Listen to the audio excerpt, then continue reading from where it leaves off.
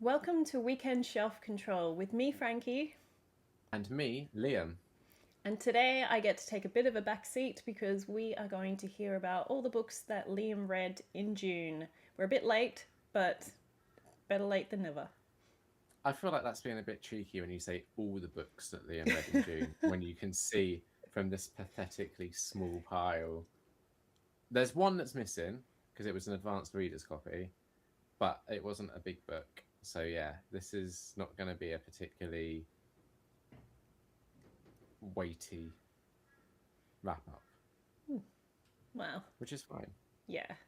So let's get into it. So, the first book that I read in June is Trapped in Batwing Hall by R.L. Stine, which is the third Give Yourself Goosebumps book. If you had to guess from that title, Trapped in Batwing Hall, what do you think this book is about? Is it Hall like a school? Like Hall. Yeah, a school. It makes me think it's well, apart from a school wouldn't call a hall Batwing Hall, but Yeah. just hall in the name makes me think school. And it is a Goosebumps, so, Yeah.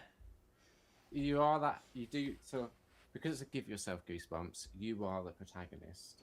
And you are at a new school, but there is a horror club at this school that you are invited to join, and the horror club meet at this weird, creepy house at the end of a street called Batwing Hall, and they tell horror stories. That's the premise of horror club. Who can tell the best horror story? And you go, and you very quickly get given a choice to join either the blue team or the red team. Now, this being the third one, the previous two Give Yourself Goosebumps books have given you different choices, but there is a way to read them where if you make like the right choices, you can sort of follow a plot thread that will take you through like the main events essentially. So this is different because immediately you're split into two different ways and there's no sort of crossover. There's no point where it's like, oh, and now you have an opportunity to join the other team. So Mm. you lock in quite early on to one of two different tracks. The first track is you discover that the members of the group are monsters and you have to go on a scavenger hunt for some reason. Oh, that started so well. That first line, But the scavenger hunt discover makes their no sense. monsters, and I'm like, ooh, this Yeah, sounds good. And then, yeah, scavenger hunt. No, it was just, and it's like it's just silly. It was just silly, and it was okay, but it was silly. But then the second track, you get turned into a bat, and you have to figure out how to turn yourself back, which was marginally better, but not really.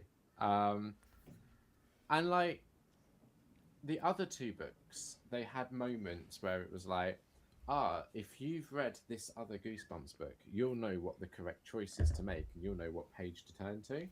And I kind of like that. I think it's like a fun little like marketing gimmick, and like for me, like I've read the Goosebumps books. I reread them all a few years ago now, but I could still remember like the answers. So it's like, oh, cool. That information is clearly sunk in, for better or worse. There was none of that in this. It just like the choices felt very like either go here or go there. There was no creativity. Like in the Escape from the Carnival of Horrors, the first one, there's a page where there's like a wheel with options. You have to close your eyes and spin your finger around the wheel, and then when you open your eyes, that's the page you have to go to. Just little like fun things like that. Nothing like that in this. It's just I don't know. Like it was. I will say, it was better than the second Give Yourself Goosebumps book, which was TikTok You're Dead, because that one had this really annoying younger brother that you were supposed to be like helping. Why would you help someone so annoying? But this was just like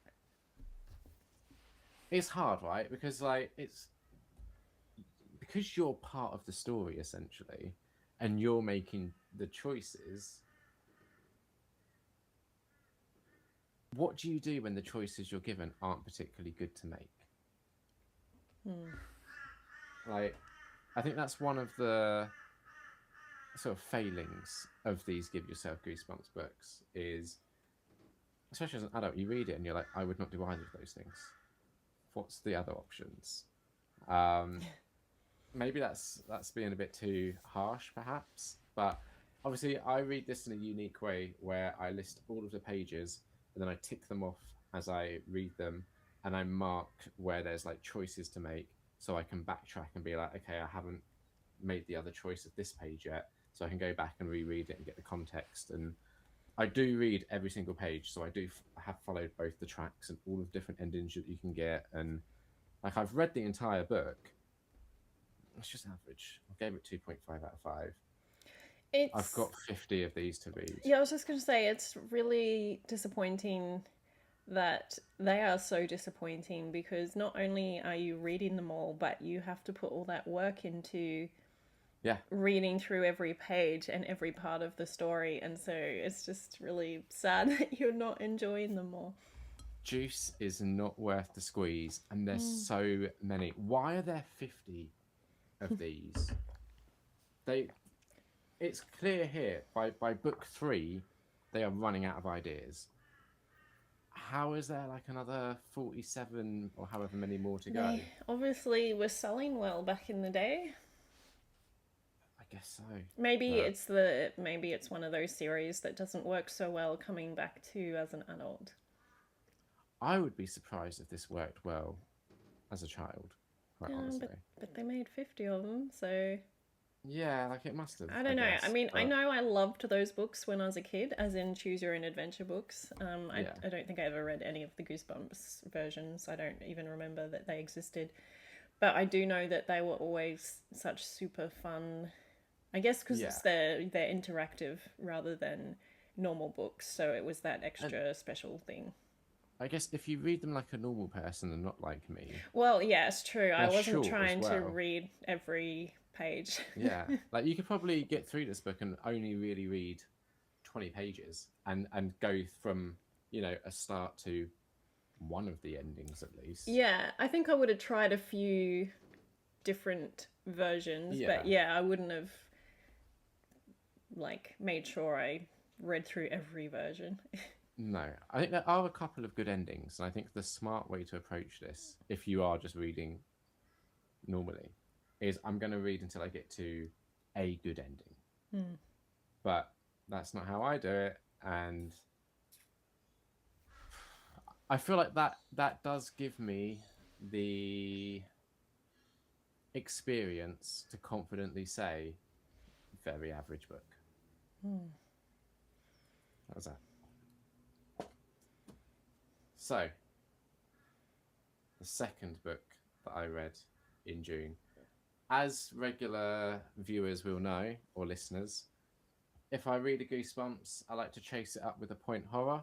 So I read The Boy Next Door by Sinclair Smith. Sinclair Smith has written one of my favourite point horror books, top 10 at least, which was Dream Date, I believe it's called.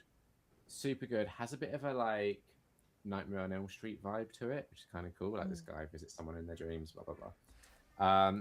Also has done like some very average point horror books. I think The Waitress was Sinclair Smith. Just very like, if you want to read a book that just hits all of the like point horror tropes, The Waitress kind of like really does just stack it up and knock them down in a very typical way. The Boy Next Door. Now, this is about a girl called Randy, and her dad's been called away on a business trip or something, so she's home alone, and she lives at like the end of this street where there's a house nearby that's being renovated or something's happening. And one night she goes outside and there's just a mysterious guy who's out there. I don't remember his name. Julian. Oh, that's interesting. Julian is his name. I say that's interesting. I believe Julian is also the antagonist in the Forbidden Game, which is a fantastic horror book. complete side note there, Okay. unimportant to this one. So she meets Julian, and he's this like dark, mysterious stranger, and she starts talking to him, and she realizes that she might like a bit of Julian, and he'll say things like, "Why are you a cheerleader? Like cheerleading sucks." And the next day she goes into school and she's like, "I'm quitting the cheerleading team because cheerleading sucks." Like he just has this way about her, and she's a teenage girl and she wants to impress him. Yeah, teenage brain. Exactly. She has a boyfriend that she breaks up with, and you can tell that just something isn't quite right about Julian because it's a point horror book. Why would there be something right about him? The thing with this is there's a lot of nonsense in this book. For example, the author loves capital letters. We'll just have like sentences with the caps lock turned on. It's like it's so excessive that it's noticeable, and once it's noticeable, it starts like distracting from the enjoyment of the book.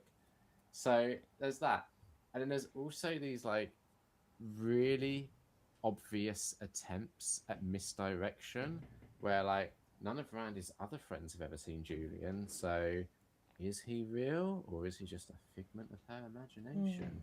But also things around her house start like being misplaced or going missing, and I don't want to give anything away, but what I will say is there is a reveal in the final act of this book that, for a point horror, I found to be genuinely quite chilling. And it almost redeems all of the nonsense that you have to put up with to get there. I do think that the author could have like stayed in that moment of the reveal a little bit longer and kind of like delved into the connotations of it. Again, I'm trying to be very careful because I don't want to spoil anything if anyone does want to read this. But it did kind of redeem the book for me. See, I feel like that's the kind of book that I would have loved when I was a teenager, based on other books that I loved. And they probably, I don't know if the thing with the reveal, maybe you're asking too much for a book written for kids. Like, Young adults. do you think, well, yes. I guess teenagers. Yeah. Is that me being old? Everyone young is kids. Everyone under True. 20 is kids. Yeah. Yeah, maybe, you know, being a book for that audience is why they didn't go deeper into what it was or what it meant. Oh, yeah. I'm. As much as you'd want to, I guess there's like a That's line. the thing, right? Yeah, exactly. Because I'm not saying like. I just think there's a creepiness to it that is touched on, but I think you could have just explored it a bit more thoroughly without pushing it too far, where you feel like, oh, this is no longer appropriate. Yeah, that being said, I do remember in was it R.L. Stine or Christopher Pike? It might have been Christopher Pike, but anyway, there's one book I read by one of those guys that I remember fully creeped me out when I was, I have no idea how old I was when I read that. Yeah. Pretty young, but considering how, like, I love horror now and horror movies don't really scare me, there'll be some moments, but I still remember the feeling, like I just had such a like creeped out feeling, and it was daytime, it was like the afternoon, I was just hanging out reading this book.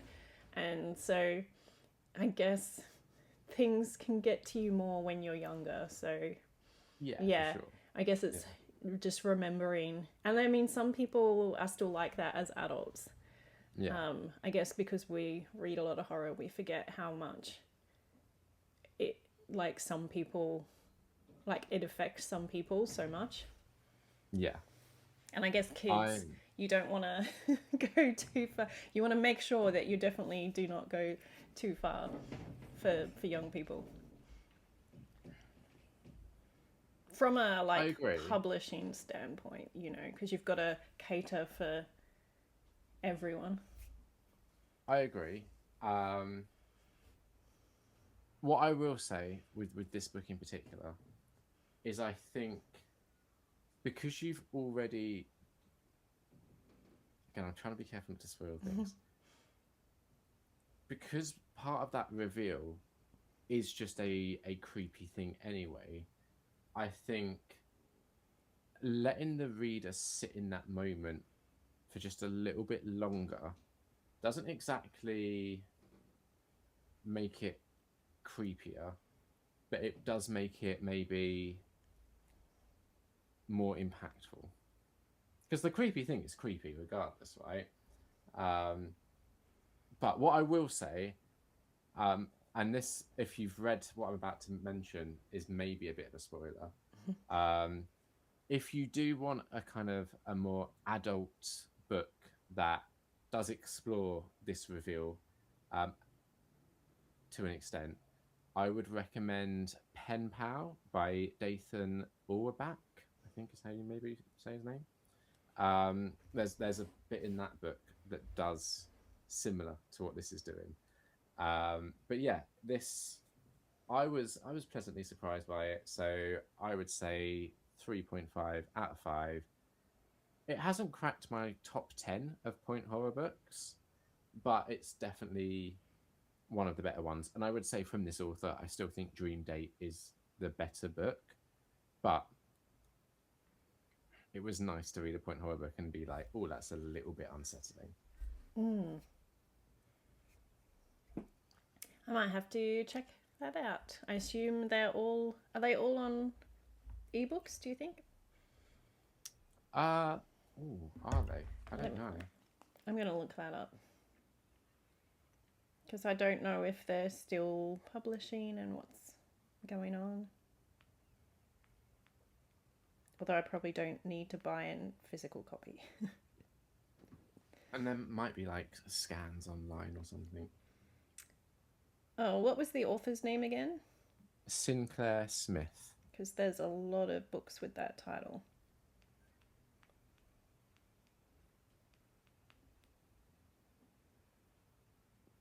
Ooh, $100 for a paperback. Yeah, point horror books can get pricey. Yeah, that's all that's on Amazon anyway. Yeah, I would So- not say it's worth $100. I'd never pay $100. No, I mean, I will say, like, obviously, I a while back went through a phase of purchasing bundles of these point horror books on eBay because I was just trying to kind of rebuild my collection I used to have as a kid, and it for me because I'm finicky about the condition. I would get bundles and be like, well, only 5 of these are kind of condition worth keeping, so the rest I'm going to have to resell or something because people have scribbled their names in it or not looked after them well enough. But I would say I'm so close to having a complete collection, and the vast majority are all really nice condition. Not like excellent, like pristine. Like you can tell they've been read and a bit pre-loved, but not like tatty. Mm. Oh, Okay, I need to get. that's hard because I feel like kids' books are the ones more likely to have people's names written in them and stuff. Yeah. Well, also like bear in mind, right, with these point horror books, they will have. Of course, this one is a bad example. They'll have on in the back like this one's like promoting point fantasy in the back, right? Some of them will have point horror, and it'll just be a list of the titles. So it's a natural inclination to want to like check them off or something. Like when I was a kid and had these, I would write in them and check off the ones that I owned, which is mad. Why would I do that? Like you've got to look after books. Come on, child me was an idiot. But yeah. So even that. Oh, position 1. So even like ticking boxes is enough to annoy you Yeah. when you get a massively book so. in. Yeah. Okay. So especially now because maybe I don't have those boxes ticked in my collection. But if you don't tick them, yourself, then it doesn't Yeah. matter. It's not like you'll be confused by. Yeah, no, I don't like it. I just don't like it. I It's mean, that I simple. understand like the things at the front, the names on the cover or Yeah. the front page, but I didn't realize a checklist at the back of the book would If also. it's been checked off, yeah, that's no, I hate it. I hate it. This is my book. This becomes my book. When I buy it, it's now my book. I don't want no remnants of previous owners. That's just me. Our listeners are probably a bit different. It's like, oh, there's probably some like you. I Yeah. I don't mind things like that, and sometimes it's kind of fun. Like sometimes there's like a message from the person who gave the book to Yeah. the other person, and then I feel a When I bit was sad, and I'm like, your auntie gave you this book, and you've yeah, just got rid of it. Although I've I seen don't bits know like how that. many years ago that was. Like, you know. When I was selling some of the duplicates that I had someone that was like messaged me saying I'm specifically looking for ones that have writing in them because they liked these almost like relics of the past Mm. of these little notes and like yeah, and I had some that were just scribbled and stuff like complete nonsense, but yeah, Hmm. not for my collection. Well, that's good. You can free them up for people like that who specifically want them. I I think there could be a really cool like online project where someone scans in these books and if you used to own them and you would like that you could maybe try and find your ones, right? Hmm. I think that could be like a cool thing to put online, but I ain't gonna do it. No. All right, I need to go get a prop for my next one. Give me 2 seconds, I'll be right back. So my third and final book that I read in June, I did technically start another book, but it was just a big one and I didn't get it finished in June. It rolled into July, so I'll talk about that next time. But for June, I read my first 5-star read of the year, and I don't give out 5 stars particularly easily. So this was an advanced reader's copy that was sent to me very kindly by the author. This is The Yellow Suitcase of Demise by Lolly Sparrow. And I'm just going to tell you a little bit of what the book is about. So, in this book, you follow a protagonist named Liam, and they have a TikTok channel, and they post like book reviews and things on there. But the other thing that they do that they're quite well known for is they'll go to these indie horror book conventions and they will meet authors and get books signed and then do a TikTok video where they'll do a big haul of all the books that they've got signed. And they're really well known for going to these conventions and putting their books in a yellow suitcase.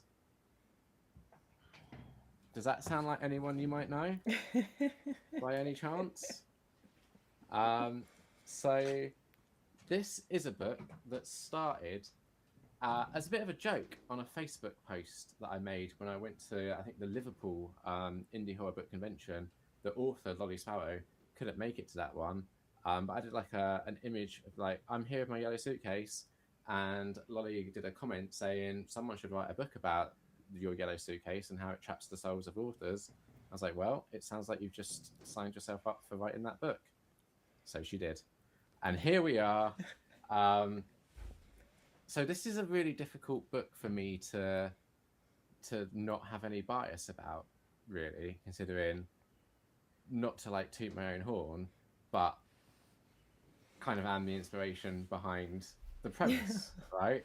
Yeah. So difficult to remove that, but I'm gonna try, and be as fair as I can in talking about this. So what I will say is, if you're familiar with the kind of UK indie horror author scene, there are references to other authors, but like the names will be a little bit tweaked, or you'll know who they are by like a distinguishing feature or something. And it's really fun to try and kind of piece that puzzle together and figure out who's who.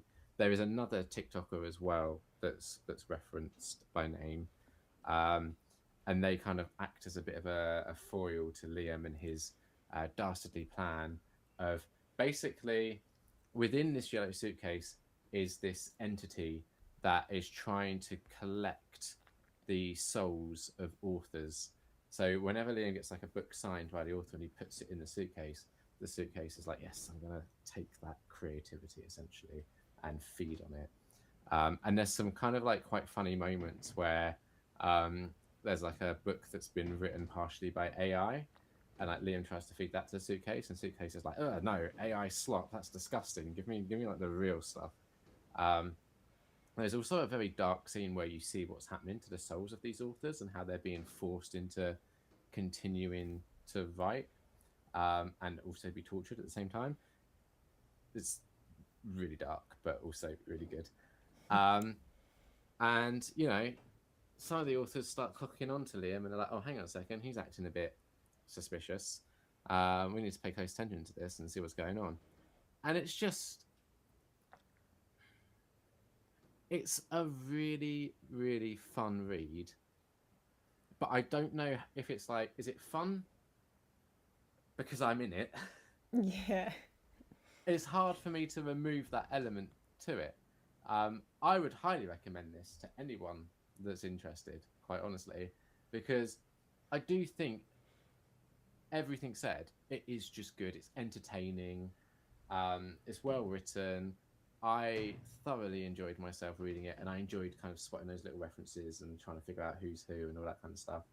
Um, it's a 5-star book as far as I'm concerned.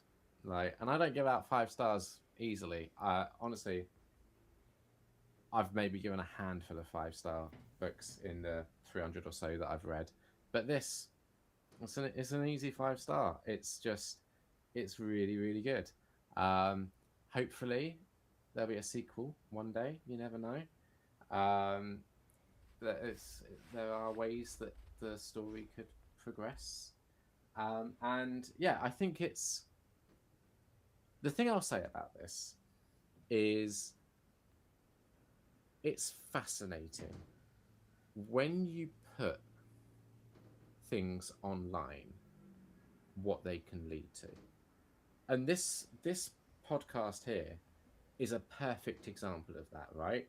Because this wouldn't exist if it wasn't for the fact that after uni, I started a podcast with one of my uni friends, and we did, you know, episodes where we talked about Zac Efron, and then you started listening to that, and you were emailing in, and then cut 2 years later, you had your movie podcast. You're like, we're going to do High School Musical. Need to get Liam involved. Now we're here talking about books. Like, when you put things online, and it is just sharing a genuine passion for something, you can't predict what's going to come out of that. And I think, like, for all of the bad of the internet, that alone is this like beautiful thing that just is almost magical. Like, I do my silly little TikTok videos, and a couple of years later, there is a book that now exists. It's out now. People can buy it. Inspired by dumb little TikTok videos and my stupid bright yellow suitcase that I take around to book conventions. And that's just genuinely absolutely wild to me that chain of events can happen. Yeah, it's pretty good. I always say that I kind of stick to my little corner of the internet, and I try to avoid all the bad stuff. And I have like some people I've become friends with in real life, and some people I just interact with online. But yeah, it's just really fun, especially if you don't have a lot of people in real life. Like, in real life, I don't know a lot of people who are super into reading or super into movies. So a lot of the time, you have like an online community of people who are into it as much as I am. So Yeah. I still can talk to people about books and movies that I might not get to do in my everyday life. So yes, the internet is a lot of good alongside a lot of bad. So Yeah. Yeah. yeah. Exactly. And I think that you know, like what we're doing here, right, where the act of creating something that is to share a passion, I think has a lot of potential to allow the good sides of the internet to shine. Mm. And it also helps people discover new books.